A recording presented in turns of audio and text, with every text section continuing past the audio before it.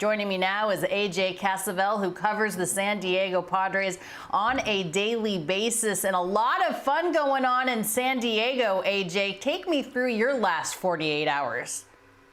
Well, I mean, this has probably been the busiest week of my 7 years on the Padres beat, but in a good way. Like, they're packing the ballpark every single night. They played a doubleheader on the trade deadline, so I'm not sure who scheduled that. But knowing AJ Preller, maybe that should have been revised. But it's been kind of nonstop. It was one press conference after another. The Padres extended Joe Musgrove on his 5-year extension on Monday. That already feels like it was 2 months ago, because since then we've had the Josh Hader trade. We've had a couple other smaller trades. We had the big trade, Juan Soto and Josh Bell, introductory press conference. And in the meantime, the Padres played a 5-game series against the Rockies and won 4 of 5. So far, these new additions seem to be fitting in pretty nicely. AJ, it seems like every time the Padres and the Dodgers get together, it's the Padres fans circling that on the calendar. The Dodgers don't necessarily feel perhaps that it's a rivalry, although things may be very different now with the addition of Juan Soto, Hader, as well as Josh Bell. How excited are you just to see exactly how these 3 games play out? Yeah, that's kind of the general consensus of everyone in the Padres clubhouse. They want to see how this team stacks up. They're just kind of genuinely intrigued. And if you look at the rosters, and the Padres aren't catching the Dodgers in the National League West, that race is over. The Dodgers are, I think, 12 and a half games up right now. But if you look at the rosters, they're definitely as close as they've been talent-wise in the last decade and a half. And we talk about the trade deadline. We talk a lot about Juan Soto, and deservedly so. He's one of the best hitters on the planet. He could go down as one of the best hitters ever. But it was more than just that. It was more, the Padres addressed their biggest need by adding an outfielder who has some serious power they can put in the middle of their lineup. But they addressed every other need on their roster too. They traded for the back end closer that they needed. They had a serious upgrade at first base. They addressed some of their bench versatility issues by getting Brandon Drury. Right now it looks like a championship caliber bench. And so I think more than anything else, the Padres feel they've constructed an entire roster, not just a group of stars, and they definitely have the stars that can contend with the Dodgers. Yeah, let us not sleep on Brandon Drury, okay? He hits a grand slam in his first at-bat as a Padre. How key of an acquisition is that? Of course, Juan Soto is going to take the headlines. Josh Bell, of course, is a formidable first baseman, has some pop in the bat as well. But Brandon Drury is not a slouch. Yeah, and it was all happening kind of so fast on trade deadline day that he definitely got lost in the shuffle. But we see what he can do against left-handed pitching. His numbers are outstanding. And more than anything else, it gives the Padres just so many options. They faced a left-hander yesterday, and so it kind of, when you're facing the left-hander, well, you have to have Brandon Drury in the lineup. You have to have Will Myers. You have to have Josh Bell in there. And so it kind of came down to this choice between Jake Cronenworth and Ha-Sung Kim. And when Fernando Tatis Jr. gets back, maybe it's a choice between Jake Cronenworth and Jurickson Profar. Now, Jake Cronenworth is an all-star, and he was on the Padres bench yesterday. And so that's kind of the depth of this roster all of a sudden with the moves that they've made.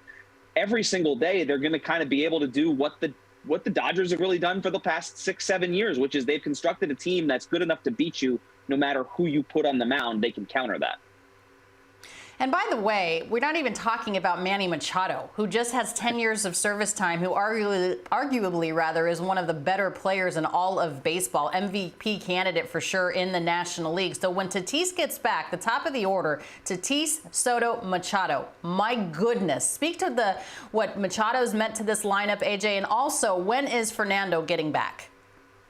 Yeah, so first Machado, he's been the rock all season. The Padres probably wouldn't be where they are right now, which is in the thick of playoff contention, without him.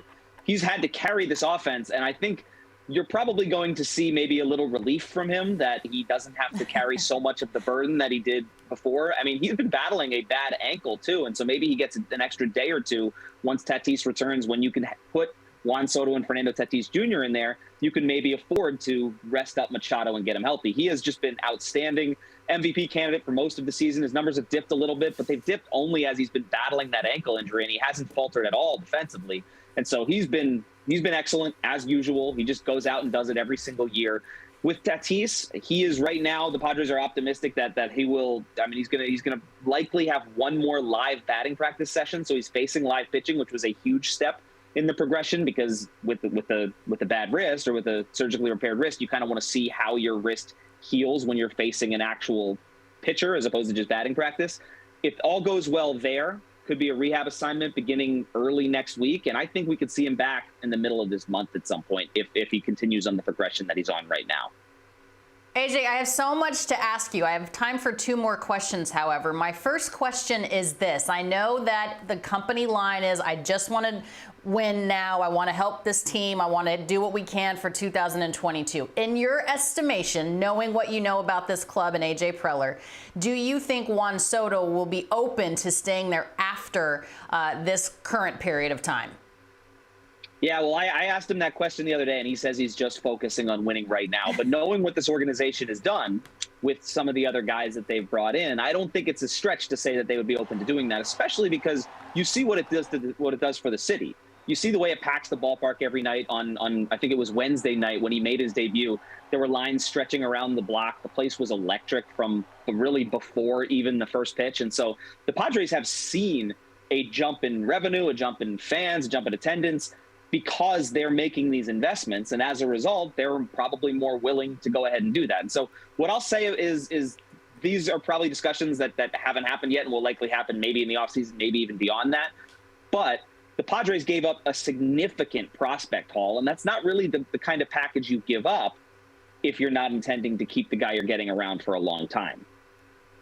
Yeah, and you know what? It all plays, but you have to win. You can bring all the pieces in, but you have to win in order for the fans to continue to be excited. Joe Musgrove helped this team win. They signed him to a 5-year, $100 million deal. He left money on the table, but that's where he wants to be. That says a lot to me, AJ. What about you?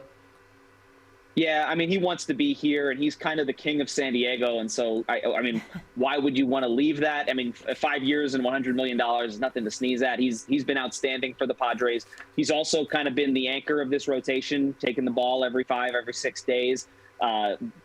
He kind of put together an off-season training regimen during the lockout for some of these guys. He's just kind of been the leader of this pitching staff. On top of that, he's going out and having a sub-3 ERA. He's probably the front of the rotation. He's fallen into a little bit of a rut lately, but I said yesterday, I think the biggest reason the Padres signed him to this kind of contract is the stuff. The stuff's electric. He's in his prime, but it's also the work ethic. And they think that even when he runs into this kind of little bit of a funk right now, he's able he's the kind of guy who will be able to work his way through it. He's been outstanding ever since he came to San Diego, and I have no reason to believe he'll be anything but that for the next 4 or 5 years.